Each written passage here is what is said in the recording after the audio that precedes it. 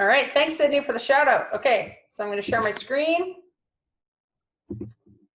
All right, so I think of it as like putting the fun back into fundamentals. So this is typically the biggest stretch and range of this would be grades 1 to 6. So here's a little picture of me and my family. I love coaching, but I always put my family first. And that's a really important piece for me as a coach and as just a human being. And then there's my contact information. Feel free to share anything with me, or if you want any clips or any skills, drills that we see from this, just email me. Be happy to share that. I think with my little kids talk about sharing is caring, but it really is. Okay, one of my favorite sport quotes of all time is from Sotomayor on Steve Nash, why he thought he was the greatest point guard of all time. He talks about he played the game the way the game should be played. He's a team first kind of guy. He's the ultimate team player, maybe one of the greatest shooters in the game of basketball. But he was reluctant to shoot because he wanted his teammates to get a lot of shine and glory. I think if all 5 players play like that, I think that's when teams find their most success. And I think those are the teams that are the hardest to stop. In terms of what I think we should be creating more basketball players that think and play this style of basketball, a true we before me kind of game. And to me, that sounds really exciting. Okay, my 3 stars for every team. My number 1, so every time we get together with a new team or at the beginning of a practice, we talk about these 3 things. Every day, every time we see each other, this is our connecting piece. So the number 1 is we support each other. Players need to learn from a really young age the importance of team. And if they don't like that, then we should be encouraging them to like individual sports. So when they're really young, you got to show them what support looks like. So we talk about it, high fives, words of encouragement, words of congratulations. When someone wins at something, we make it a really big deal to come over and congratulate that person, support that person. Points, meaning like when you're running down the floor, you know, as the level increases, you can't run over and high five someone, right? But maybe in grades 1, 2, 3, and 4 you can. But as the game speeds up, you know, just that across the court kind of point to someone. Clapping on the bench, clapping on the court, clapping in the stands, just really supporting each other.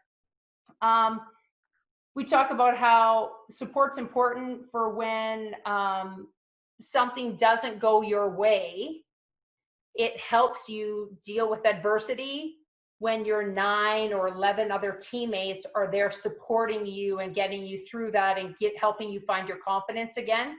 So helping players buy into that mentality. The second one is from a really young age, getting them to understand that working hard can be fun and that working hard is really, really rewarding. And I believe the piece here is I work with a lot of U15 to U18 female athletes trying to compete at elite levels. And I'll talk with coaches and I'll be like, I don't know. Does she know she's the best player on the team? And then we'll go and talk to her and she doesn't really know that. And we'll talk as coaches, we're like, how is she not oozing with confidence? Like, how does she not know she's the best player on the team? And I think it starts when they're this age. And so you can't just look at this player and be like, oh, you have to be more confident. Like, you should be more confident. You're the best player on the team. We have to build it. So how do we build it as coaches? We build it like I refer to it like little bricks. And you just build it like little brick by little brick at a time. And one of them when they're young is they will learn that working hard feels good. And there's a sense of accomplishment. And that sense of accomplishment is that little brick that they're building when they're younger. And then the last thing that we always guarantee is in every drill we do, there has to be a component of fun to it. If I'm having fun, they'll have fun. So sometimes if we get to like a stagnant practice or we've got bad energy, I'll haul them all in and I'll say like, why are we here? You know, and they'll have answers like my mom's making me, you know, and all those kind of funny ones that kids yell out. But we have to talk about, we need to be here because we want to have fun. And if we're not having fun, then we need to have those conversations with our parents. And maybe this isn't something that we register again for in the next year. But I believe that if you stress fun in every drill and every practice and you're having fun, they will have fun. And it's just infectious. Basketball's a great sport for that. Do you feel like, Bree, just one question there. Do you feel like at a certain age you have to emphasize the fun more, whether it's like early on or later on, where you have to really emphasize the fun when we're talking about youth basketball players? I think when they're younger and their parents are making their decisions about what they enter in, right. I think that has to be like, my job is to make sure that it's fun, because Sally may not be here. Chris may not be here because they've asked to be in basketball. Their mom or their dad or their grandma, grandpa, guardian may have put them in it, right? So if they have to be here, they might as well have fun.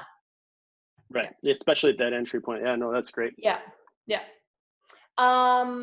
Drills for development and fun. So I came up with some offensive drills. I have a daughter in grade 4. She'll be in these videos. So I've been doing this already for 3 years, and I honestly can't see a whole lot changing as we go forward. Maybe some of the spacing in grades 5 and 6 I'd introduce. I'd probably introduce screens by grade 6, probably not much sooner. So let's start with pivoting. So I think pivoting is a huge piece in youth basketball, but it's really boring to practice. But it really helps players of all levels be comfortable with the ball and be successful with the ball. And if they're successful with the ball, they'll want the ball more often. And if they want the ball more often, then that's how they develop their own, again, we're back to like developing their own self-confidence with like brick by brick. So we're gonna go out here and we're just gonna look at a little video. So this drill is, we're just gonna put pivoting to music. So if you can imagine a gym full with like 10-year-old boys, okay? And you got a speaker there, you're playing there. One of them gets to pick the song, you know, Travis, what's your favorite song? You cue it up, that's what you're starting practice with. This is how we start practice. Okay, so they're all dribbling around the gym. This is what you see. Eyes up, good job. There we go, eyes up, good job, using both hands. Music stop. 2 foot, good, right foot pivot all the way through. Good job, here we go. Good job, eyes up, keep that dribble low. Nice, okay. Other foot. 2 foot jump stop. Nice. All the way around. Good job. No-go zone. Keep it out of the no-go zone. Good job. Progression. 2. Here we go.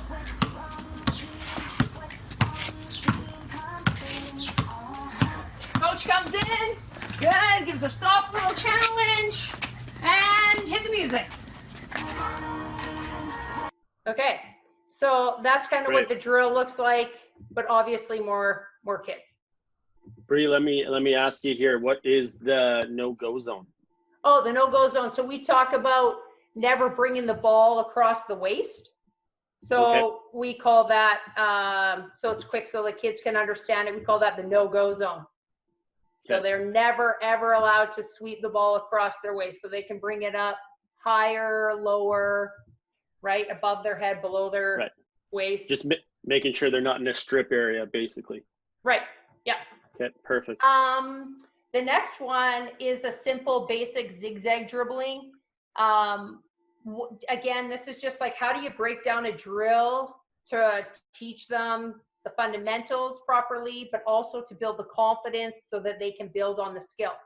So what I found with like a simple zigzag dribbling drill, under grade 5 for sure, they just aren't that coordinated. They don't have enough reps, most of them, to be able to be successful at it. So we really broke it down. With focus being that we want the plant on the outside foot as they change directions. That's the big thing. And what I've learned with working with kids is they love to use their imagination. They don't need a ball at this age in their hand. And without the ball, it just really allows them to focus on their footwork. And they have just as much fun, probably more fun, because they don't feel silly or bad when they lose the ball, because they never lose the ball in their imagination. So again, we'll go to a clip here. Okay. So you'll notice the athlete's planning on their outside foot, just getting comfortable with that footwork. Then they go to defense, nose on the belly button, and this person imagines that they're dribbling, because we want them to get the footwork of planting with the outside foot down. We want that coordination first. That's simple. Again, remembering we're trying to cater to like average athlete on your team, right? So your best players, you can maybe partner them up and they can have a ball, right? But most of your players, definitely in the beginning of the season, you want to make sure that they have that footwork, and we're building confidence, so they need to find success in the drill.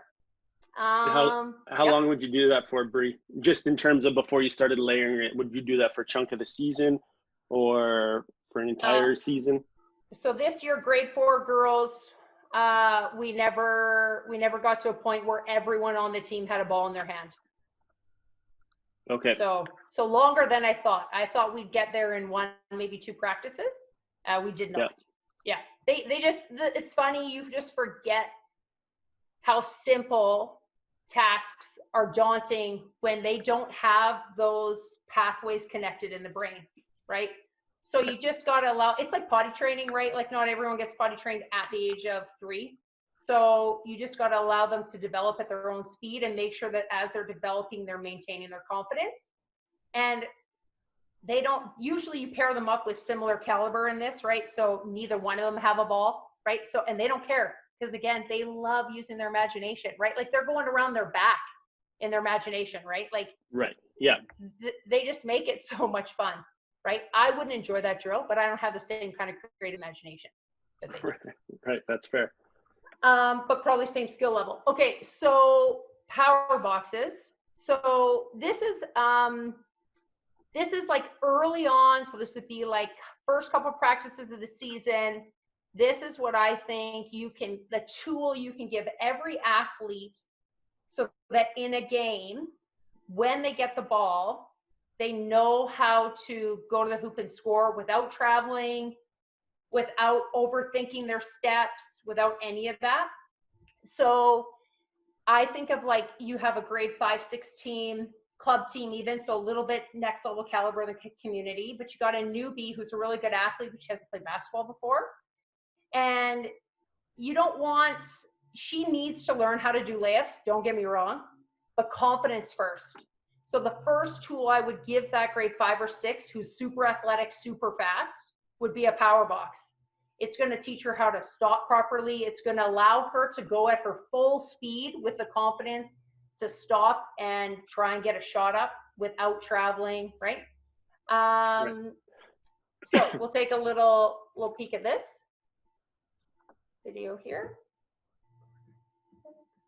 Okay. 1, go. Nice. Then we want to make sure that every athlete is repping the same thing on the other side, shooting with their non-dominant hand from in close. 1, go. Okay, and so the piece on that is the like giving this phenomenal athlete who's joining the sport late, right?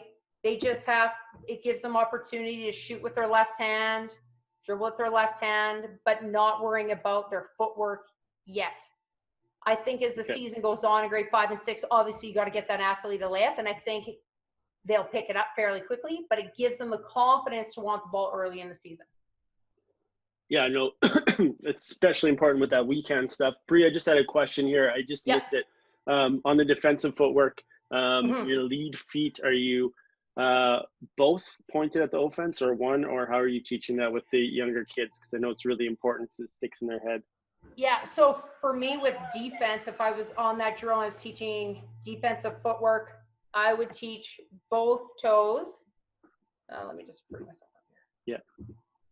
I'll stop my share. There we go. Okay, so these are their feet playing defense. Yeah. They're going to be pointing forward to their check. Yeah. I remember when I was taught, it was like your lead toe goes out, right? You kind of do that heel toe, but it's so slow. And we want kids to remain on the balls of their feet, and we want it to be more of like pop and push. So they pop up and they kind of push out, right? Always staying on the balls of their feet. So no toe out. Gotcha. Answer the question? Perfect. Yeah. Good. All right. Okay. That was a great question, by the way. Thank you. Okay. So now, okay, so we're gonna do shooting, just a little bit on shooting with kids. I think the kids should be taught how to shoot properly, like as soon as possible. So, I was talking with one of my former assistant coaches when I played, Diane Hilco, and she talked about a conversation that she had with a biochemics professor who had a PhD in biomechanics. And this biomechanics professor talked about early in sport, it is critical for success to be technically sound rather than get reps up. So when I heard that, I'm like, that aligns with my philosophy as well. They should be taught how to shoot properly as soon as possible. I think when they're not at the hoop is when we reinforce technique, but we need to understand that they just may not have the strength to take that technique into a game, right? So in a game, we want them to be successful. So it's kind of like whatever they got to do to get the ball up to the rim, right? But when we're in practices, we're carving out time, partner shooting, against the wall, lying on our backs, air shooting. We're really focusing on technique. And those little drills are just like 2, 3, 4 minutes at a time. One of my favorite drills is you have them lined up across from each other, and the one makes like a pretend hoop, right? And they shoot back and forth to each other. Then as a coach, I walk down the middle, right? Forcing them to shoot up and over, right? Just getting that arc in there. Okay, so I think the most important thing with shooting with young kids is feet. We want to teach them to become their own shooting coach, because they're going to shoot way more reps when parents and coaches aren't around. They just will. And we want them doing that. Like, that's the fun part when you go out and you play hoops with your friends, right? So they have to learn to be their own shooting coach. So when they're young, we got to get our feet right. And if you have, again, a kid joining in grade 5 and 6, right, this would be my focus. I would get their feet right, focus on that, and I wouldn't even worry about anything they're doing from the waist up until they master their feet. So we're going to watch this first video, and we're just going to talk about the feet and the idea of heels are going to want to sometimes come in, and we want to make sure that those heels are straightened out and lined up directly behind the toes. So we're trying to keep a straight line to the hoop. Okay.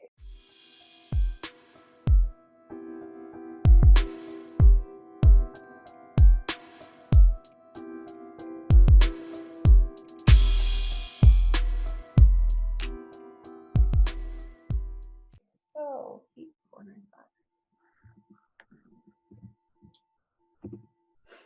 So we want our feet to be hip width apart.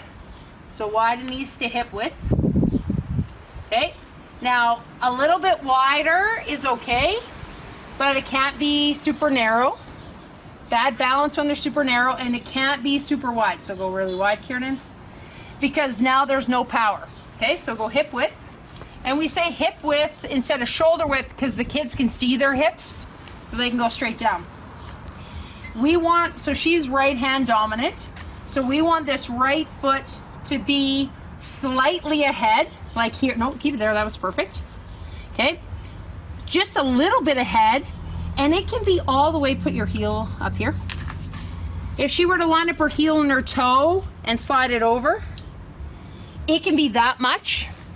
But any more than that, so show me more than that, is not good. Okay. The other thing, so get your feet set to where you like. Kids are going to want to put your heels in. Nope, so stay out here. Put your heels in. There. Okay. So we want to make sure that these heels are straight. So straighten your heels out. Okay. So the heels are directly behind the toe. Directly behind the toe. Okay. Lastly, when they bend their knees, okay, sometimes kids are going to get knees that do that. That's really dangerous. So we want to teach kids to keep their knees over their big toes. That's good. So we want our, okay. So that's our feet. It's the gist of the feet. That's great. What do you see most often, Bree? Which one of those do you see most often? The heels. So the heels coming in, right? And then the knock knee. And the knock knee, because I think we want to make sure that we're developing the muscles to protect the knee. So we really, even in our defensive slides, we want to make sure that when we're practicing those defensive slide drills, that we're really forcing kids to get those knees over their toes. Again, being their own coach, right? Yeah, nice and square. Perfect. Yeah. Okay, so then I know there's some stuff out there with Forrest, but I think with young kids, you want to keep the KISS principle. Keep it simple, silly. So we talk about beef all the time. I think it's detailed enough to get them started in the right direction, but not so detailed that you lose their attention and get them confused. So the first video that we have is on our balance. So we're going to talk a little bit about feet again, but we're also going to talk about weight.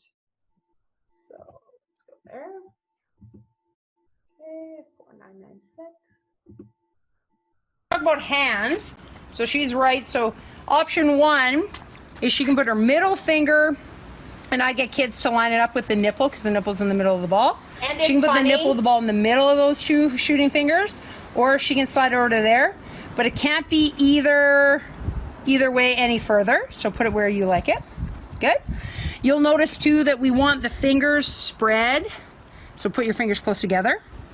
We don't want that because the more surface of the ball that our hand covers, the better control the ball will have. I talk to kids about how their guide hand should be in the area where all the seams meet up. And again, they're going to spread their fingers. And then their thumbs are going to make the letter T here. So you can see, kids can get to learn to see the letter T. Okay. Talk about hands. Okay. So she's right. So my bad, I thought that was a foot one. Let's go to the next one. On that, I also like referring to the nipple on the ball because it's funny. And it'll make kids laugh, and it kind of breaks the energy in the room. It's always good for a cheap laugh. So when we talk about eyes and beef, talk about where we're looking. Okay, so I don't know what happened to that video, but the one thing we talk about with balance is we want the weight to be on the balls of their feet, and we just enough though. And I like analogies that kids can visualize. I want the weight on the balls of their feet so you can slide a piece of paper underneath their heel. So we don't want them up on their toes like a ballerina. We don't want them heavy on their heels. So just enough that you can slide a thin little piece of paper underneath their heels. And then when we do like air shooting, so again, they pretend that they're holding a basketball and they're just going to shoot the ball straight up in the air and straight down. We're just watching feet as a coach. I want to make sure that my athlete pushes off both feet equally and they land on both feet equally. That's really important for balance. And again, trying to keep that straight line to the hoop. Okay. Before you cue this up, Bree, a couple more questions. One, someone's asking about shooting on lower hoops. We do this with our youth basketball here in town. Do you see the benefit of them learning to shoot on a lower rim, especially with the, as you said, weaker muscles at that age?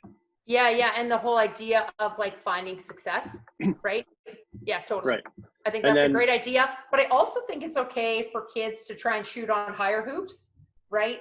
Because then they're going to really have to use their legs, and they don't need mom and dad to tell them that. They're going to figure that out when they airball their first five, right? And then all of a sudden they're like butts on the ground and they're like heaving it up there. Well, they are learning and developing those leg muscles for shooting, and they do it on their own. It's great. Right. So with that, with the younger age and youth, would you limit like the distance that they would shoot from in games and practice? Because I know even with like the 15-year-olds, there, once you get to a certain point, everything breaks down. Totally different. Little kids, if we're in practice, it's very controlled. So they're going to shoot from where I want them to. Partners shoot against the wall. When we shoot against the wall, I'll pick a line on the floor, right? And we'll be like, hey, Timothy, get back on that line, big buddy. You know, and we'll make a joke like, hey, your muscles aren't big enough. You haven't earned that line back there, right? And they, oh, haha, right? But when they're on their own, like half court of games and stuff, or they're out in the driveway, I'm like, shoot from wherever, right? Again, figure it out. figure it out and like play with it a little bit, right? So like they just have to use their legs, which is a great thing for them to learn at a young age. You just got to let them learn that, right? But not, or before practice, yeah, shoot from half. Go ahead. It's funny. It's fun, right? But in practice, we shoot within restrictions. Yeah. Okay. Awesome. Thanks, Bree. Good. Okay. Carry on. Yeah, we're good. Okay. So the next one is eyes. And with eyes, I think you really at this young age or newer to the sport, you want to encourage the athlete to try all three options and rep all three options. And I truly believe if they try all of them, rep all of them, one will click. They will be like, oh, I like that one. So like my kid, she's 9. I gave her all the options and I never talked to her about it. I always, hey, assistant coach, hey, Chris, can you go check with Keeks, see where she's looking? I don't do it because I don't want to influence her. It's what works for her. So we're going to talk about your options for where your eyes are looking. Okay. So when we talk about eyes in beef, talk about where we're looking. There we go. So 3 options. So front of the rim, back of the rim, and then the abstract spot in the middle of the rim. When you look at the front of the rim, as you move around the court, hey, you can find a spot on the rim everywhere you go. The same can be said about the back of the rim, right? As you move around the court, there's an actual spot right in the center of the rim for you no matter where you go on the court. And obviously the abstract spot in the middle of the rim is there the entire time. So when we talk about eyes in beef, talk about where we're looking. Okay. So the next we're going to talk about the elbow. One thing too, when they're young and we do start going to the rim and we'll do like a Steve Nash drill where they're shooting really close to the hoop and they're self-correcting their feet, right, and their hand placement. But I teach them to train their eyes to find a target, front of the rim, back of the rim, middle of the rim, every time before they shoot the ball, right? And if they, and you can tell, because kids will like literally be like shooting and looking to the side and you'd be like, hey, Jenny, what are you looking at? You know, and they'll give you that little giggle and you'd be like, you have to find the spot before you shoot the ball all the time. So I think that's a great thing to instill early on. Okay, a couple questions? Yeah, just a question about the turning the feet. You kind of touched on this with the forest thing, Bree. Yeah. The new way of teaching it. So question about slightly turning from 12 o'clock to 1 or 2 o'clock. What's your thoughts on that? Because I know everyone's different. Yeah, that's a great question. I think you have to earn the turn. Earn the turn. I like that. That says it for me. You have to earn the turn. You have to become a great shooter before you even work on mastering your shot and turning your feet. So like at what age is that? Oh, it depends. How much practice does the kid put in and how technically sound are they? Like, I think it could be done in high school. I've seen it. I've seen kids that have turned in high school and I'm like, well, yeah, he or she's a really good shooter. They can earn the turn. But lots of times, you know, it's a good little tweak in grade 12 moving into university, right? You even hear about NBA players going with shooting coaches and they make fine tweaks to their shot, right? And that's sometimes one of them. Well, they've been playing basketball for 20 years and they're a professional at it, right? Right. There is no way anybody in elementary school, I have never seen a kid grade 8 and under that is a good enough shooter that they have earned the turn, in my opinion. Again, back to the keep it simple, silly for kids. Yeah. Because I think 1 o'clock becomes like 3 o'clock, right? Like anything for the show, right? But yeah, and we see that a lot in gyms when you see the junior high boys, especially because they want to be Steph Curry. Now, what about the landing? The landing, you want them straight or turn? I feel like Steph Curry has earned the turn. Yeah, no, for sure. Maybe a little bit. But on the landing, like the landing part, do you care as much how they land? I do when they're younger. Yeah, it's that whole idea of staying balanced on both feet, straight up, straight down, equal, straight line, keeping everything simple and repping simple. And then again, once they become a great shooter, hey, what can we do to up your percentages a little bit? But I think that player then also has had enough experience that they're like, oh, you know, I kind of force in the line. I kind of want to turn a bit, right? I like to push a little bit with my right foot, but those are tweaks. Those aren't teaching shooting. I think those are tweaks that you give to shooters to help great shooters become master shooters. That makes sense. Yep. Perfect. Okay. Good. Okay. Yep. So the next one is elbow. So let's go to my screen share. Okay. Elbow is 502. About shooting elbow. So non-shooting elbow can be whatever it wants. It can be out, it can be down, it's just relaxed. Shooting elbow is going to be a good reference point for little kids is right off the hip. Okay. And we want to make sure that we have a wrinkle in the wrist here. Okay, so we can get underneath the basketball. And then so bend your knees, check your feet. Good, scoot your heel out. Okay, as she comes up here, we want to make sure that they keep this 90-degree angle here. What we don't want it to collapse onto the shoulder, and become like a heave. Okay, so we keep that 90-degree angle. Okay, so from your shooting pocket, wrinkle in the wrist. Okay, you're gonna shoot this one. Okay, ready? Nice. About shooting elbow. Okay, so non-shooting. So again, we're talking about kids, right? And I really want kids to become their own shooting coach. I want independent shooting coaches because I want kids playing more without coaches and without parents around. So the hip is a good reference point because they can feel it, they know where it is, they can line it up with that. So that's why I like the hip for that. The other thing with the wrinkle in the wrist, right, teaching kids how to get arc on the shot, it's also, we talk about, we'll go around and we'll look at everyone's wrists, right? And you just gotta find a way for a kid to have a light bulb moment, right? And it's a wrinkle in the wrist. We'll go around and be like, oh my gosh, look at all the wrinkles Susie has. She's so old, right? Everyone laughs, right? And I've got everyone's focus again. And now people are remembering, yeah, my wrinkle on my wrist. What does it look like, right? And remembering it. The other thing, I didn't have a course, so it's really hard, so I'm going to try and describe it. To talk to kids about the importance of arc. So with young kids, what I do is I have them go belly down on the baseline in a gym. And usually most gyms, there'll be in the center, there'll be a nice logo of an animal or, you know, so like hopefully like at Winston, we have like a Wolverine. When they're lying face down flat on the ground of the baseline, they can't really see the logo or the image. And we talk about how that's a shot with no arc, right? And it can't really even see its target. And then we bring them up to their knees and they can kind of, you know, the peak, and they can kind of start to see the beginnings of an image in a picture. So we talk about there's a shot that has a little bit of arc. It at least kind of can see the target and knows where to go.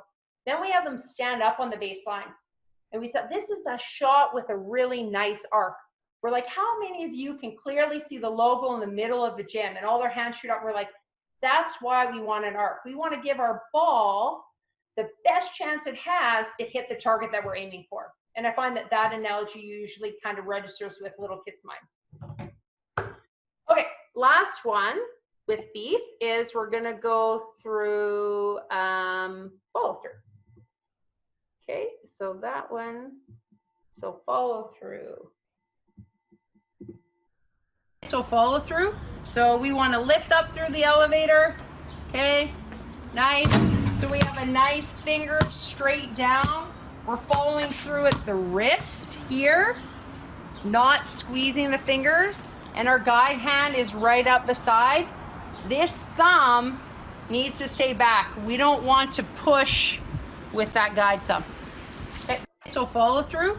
So we want to lift up. So with the follow through, one of the things we talk about with young shooters, or not even young shooters, all shooters, sometimes when they follow through, they'll like squeeze the ball like this, and follow through like that. Grabbing so we make, grabbing it. You say grabbing, I say squeezing. It's the same concept. We see it. So we talk about the follow through is the wrist, not the fingers. And we talk about how like I want it to like the ball to like peel off my fingers, right? But really focusing on the follow throughs with the wrist, not with the fingers. Right. And a couple questions here. We'll stick with one. What do you find with the guide elbow? Because lots of times with youth, especially once again, watching females like my daughter shoot, the guide hand comes behind quite often or comes in front because of the power part, right? What's your thought on the guide hand? Yeah, more legs. Yeah. I'd say there's too much. I'd say there's too much upper body. And we've had some, I've coached some really petite, like short and like petite girls. And again, in a game, I'm going to let her do whatever she needs to do to get the ball up to the rim and score. But in practices, when we're doing partner shooting and everything, they line up the seams and they get that hand along where all the seams gather on the side. And we're really looking for that tee. In a game, I'm not really worried because I want them to be successful. Right. Okay. Yeah. Perfect. We good? I think we're good here. Yeah, we'll keep flowing. Then if we want, we can come back to some of these questions. Lots of questions on shooting, Bree. Okay, obviously, sounds good. As always. Okay, so we're gonna go to oh shoot, yeah, sure. Okay, so spacing with kids. So I find teaching elite level athletes, they don't know how to play without a basketball in their hand, and I'm like, that's so silly, because there's one basketball and 5 offensive players. So we should be spending a lot of time teaching kids what to do when they don't have a basketball in their hand. And I don't think we do that. I think kids spend a lot of time nowadays paying and working on individuals where the ball is always in their hand. So they're really good at that. But even if there's even distribution, and they play 40 minutes of a game, they're only going to see the ball 10% of the time. Right? Because 50% of the time the other team has the ball, your team has a 50, and then you evenly distribute that on your team. 10% of the time you have the ball in your hand. Why are we spending so much time practicing with the ball in our hand? So spacing's huge. And again, it goes back to the give kids the information early so they never know how to play without it. Right? Like they just don't even know what it means to all be inside the key because it's never been an option. So again, the analogy is when kids play basketball, it's like a house. So their offensive quarter court or half court is a house.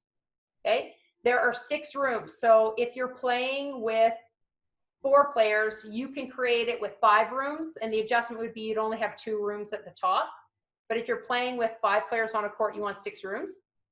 And the rule is nobody wants to share a room with their little sister or little brother because that's, so 1 person per room. So if they make a pass, they must move to another room. If someone comes into your room, you must move to another room. That's basics. Once they grasp this concept, then we can talk about every time they catch the ball, on offense, they must square up and look to the front rim before they make a pass and move to another rim. So they must find the rim with their offensive eyes. Then once they kind of get that, you can load it even more. Every time they pass a ball, they must make a hard cut to the front of the rim. Then they must sprint to someone else's room. And then you just get constant movement that has no pattern to it. So I have a little diagram. Oh, no. Let's go back to that. Okay, I have it right here. Surprise myself with my technology skills. Look at you. So just to be clear what we're dividing this court into, our 6 rooms would be, look at it, from there, okay, there, and then across the free throw line. So there are 6 rooms. And you can only have 1 person in each room. And if someone comes into your room, you must move to another room. Fairly simple. Allows them freedom of play and creativity in play without overloading them thinking about what they should and shouldn't be doing. My daughter's going into grade 5, and I would say we will start working on correcting the cut to the rim. Like we are just getting there. Up till now, it's just been like 1 person per room. Every time you pass the ball, you must cut to a new room. So if you've got 2 kids, great is like an inbound sideline play or a baseline throw in, and they're like a dog to a bone, right? They all kind of want to go, and I will yell out, get to a room. And they just go naturally to great spacing all on their own. So they're building confidence. Coach didn't have to tell them where to go. They knew where to go, little brick of self-confidence. And then when they cut, they also then have some space to cut to the ball. So I find that really works. That's awesome. That's an easy concept for kids to visually process too, right? Like the rooms and sharing. That's great. They love it. Little help. And they love it. Yeah, I don't want to share a room with my, okay, well, I can't get rid of those green lines. Oh, well. Okay, that's funny. You're good. Okay, so there we go. Okay, so this next one, surprise, let's erase that. Let's undo that. Yeah, there we go. Okay, you're all seeing me at my technology at its finest. Okay, so this last one, I probably wouldn't introduce with grade 1s and 2s. And depending on the skill level of my team, this I just has to make sure it's later in the season when every single player in your team understands that on offense, you try and score the basketball. And when you're on defense, you're going to try and stop the other team from scoring the basketball. Because I know that sounds really simple, but if you haven't played sports before, then that doesn't even make sense. Yeah, that's the first time they've ever even known that sometimes I'm trying to score and sometimes I'm not. So just remember that with little people. So later in the season or like from grades 3 and up. But I found that kids struggle to make baskets in games because all the baskets are like either underneath the hoop, they get the rebound, or they're like from a foot away and there's like everyone around them. It's kind of chaotic. So I found that this next drill kind of creates that. I'm playing against my daughter, so I try and keep my hands below my waist. But the idea is they start from the free throw line, and whoever pulls the ball is then on offense. But then it's live until someone makes a basket. So if defense gets a rebound, wherever they are, they're going to try and score as quickly as possible. Okay? So let's watch this.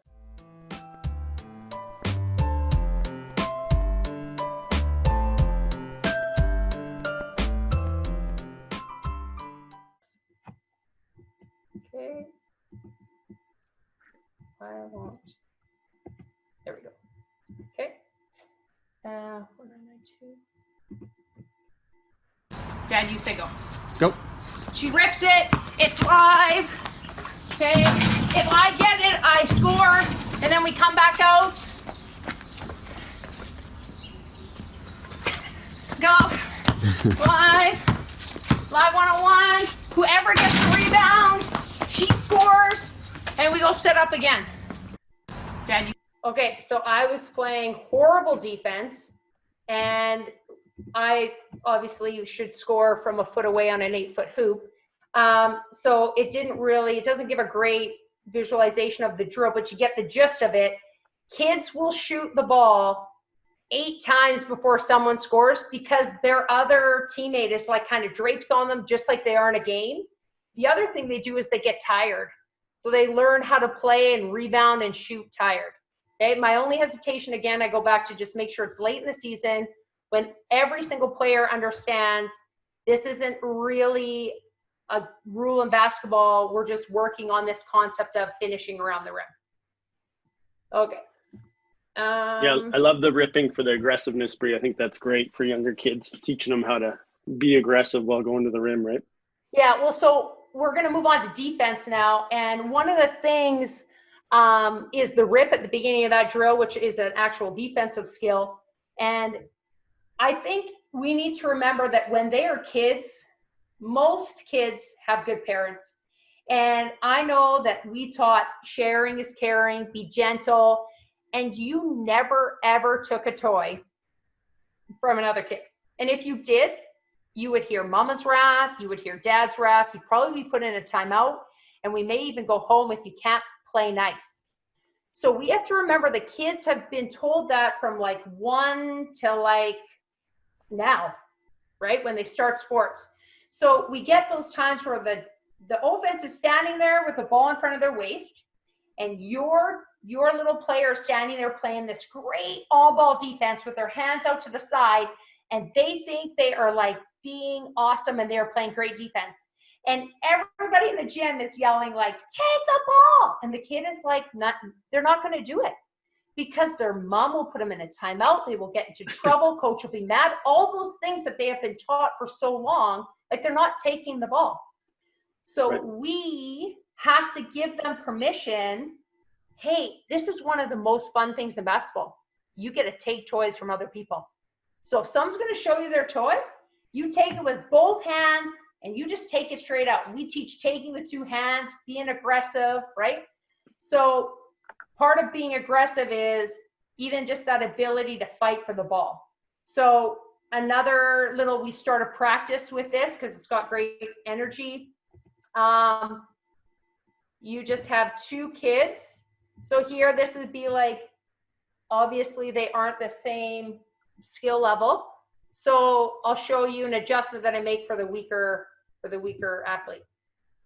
So when you do this, athletes are straight armed away from each other, hands on the side of ball, other hands on the other side. But because we have an age difference, come in here, she's gonna get to hold on to it as tight as she wants. We're gonna go live in 3, 2, 1, go. Nice. Good job. And then they just work on one-on-one skills. So with that, as they get more familiar with the drill, you'll have players like turning, and they learn to turn their body to try and rip the ball from someone, which is a great skill. They also are they start with both hands on the ball. So we teach, if you're going to take the ball from someone, you got to do it with 2 hands, right? We're not reaching with 1. So that's a great little, like, after they get water, okay, let's play rip. Okay, rip, find a partner. We're going to play it 3 times, best of 3, who wins, right? Just a fun little 30-second drill. Right. And it's great to teach kids. It's great for kids who are struggling with aggression. You have to give them opportunities to work on and develop that aggression. You can't just get mad at the kid. Why isn't Chris being aggressive? Chris is never aggressive. Well, do you have anything in your practices that help him be aggressive? Okay, I'm going to skip my last drill, which is my students' favorites, but we're almost running out of time. So I have 2 drills that I want to share. This one is pistol. So this is like concept of when I'm on the ball and when the ball is passed for my check, opening up, just repping that. So I'll just show it to you. Okay, so pistol's 4987. Okay, here it is. Stop! Stop! Stop! Help! Stop! Wait till the ball's in the air. Help! Help! Help! In the air. Help! There you go. Stop! A little bit sooner. Try and see the ball out of the corner of your eye. Help! Yeah, anticipate it. That's it. Good. Okay, so we'd work on anticipating, right, out of the corner of her eye. Once the ball is gone, she should be leaving as a bullies. But she's in grade 4, so that's not a big concern of mine. Mine is when her check has the ball, her nose is on their belly button. When her check doesn't, she's opened up into pistols. And just the idea of moving as the ball moves. Okay, and then this last one here. Okay, so we'll shoot through here. I can't. There we go. Okay. I'll get that out of there. Sorry. There we go. Okay. So, okay, so these are my helpful tools. I think dribbling goggles are great. And this is a great equalizer when you have really good players. You put the dribbling goggles on the really good players, even in a game situation, right? Nowadays, they have these ones that literally are plastic and they lay it right against the player's face. They're uncomfortable. They make the game so much harder. They make those players better, and they really equalize the playing for everybody else. I also think anytime you're doing dribbling drills, rather than yelling at kids to get their eyes up, just put them on those kids. Okay, you're wearing dribbling goggles today, you know, and you switch it up every practice. This next one's my favorite. So we were having a really hard time in shell drills on defense, getting kids to get their butts to the basket. It wasn't clicking, butts to the baseline wasn't clicking. So we went out and we got googly eyes. I'll show you the video because it's way better than me talking. Okay, here it is. This is my favorite thing with little people, and it clicked after 2 practices. We could yell in a game, Kieran, where are your defensive eyes? And she would be like, and take her googly eyes and point them to the hoop. She would correct herself. Okay, so these are the googly eyes I'm talking about. You can get them at any craft store. I got these from the dollar store. You may have them too without the green and the pink. Okay, so you're gonna flip them over and you're gonna put some tape, and then we're going to place them, and this would be what they would be doing with a partner. They place their googly eyes on their butt.